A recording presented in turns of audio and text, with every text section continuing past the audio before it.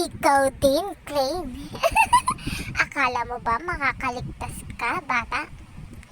Kayong tatlo, Jaden, Kian, at ikaw, Crane. Hindi kayo makakaligtas sa akin na tatlo. Sabay-sabay ko kayong kakainin. Gusto niyo ba yon, mga bata? Kasi kayong tatlo, hindi kayo nakikinig sa mga magulang ninyo. Matitigas ang ulo nyo. Pinapatulog na kayo ng maaga. Kising na kising pa rin kayo, Crane, Jaden, Kian. Ano? Makukulit ba talaga kayo, ha?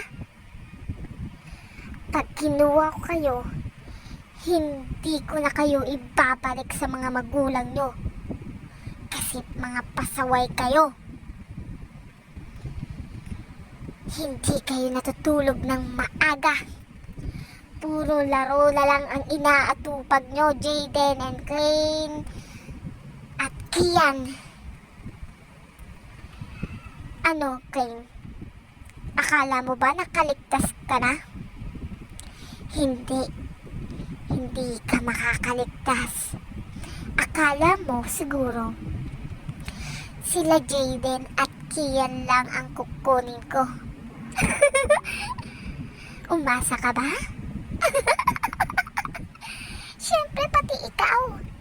Kasi hindi ka rin nakikinig sa mama mo. Puro laro lang yung inaatupag mo. Kayong tatlo, yung mga eyebags nyo ang iitim na. Hindi kayo natutulog ng maaga. Puro na lang laro yung inaatupag at cellphone. May natututunan ba kayo dyan? Bakit hindi kayo mag-aral magsulat, magbasa? Hindi puro cellphone yung inaatupag nyo. Baka naman kasi gusto nyo talagang kainin ko kayo.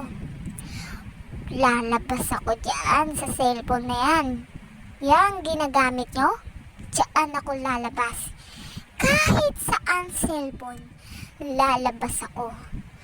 Para kainin kayong tatlo, Jaden, Kian, at ikaw, Crane. Ano? Makikinig ka na ba? Makikinig na ba kayong tatlo sa mga magulang nyo?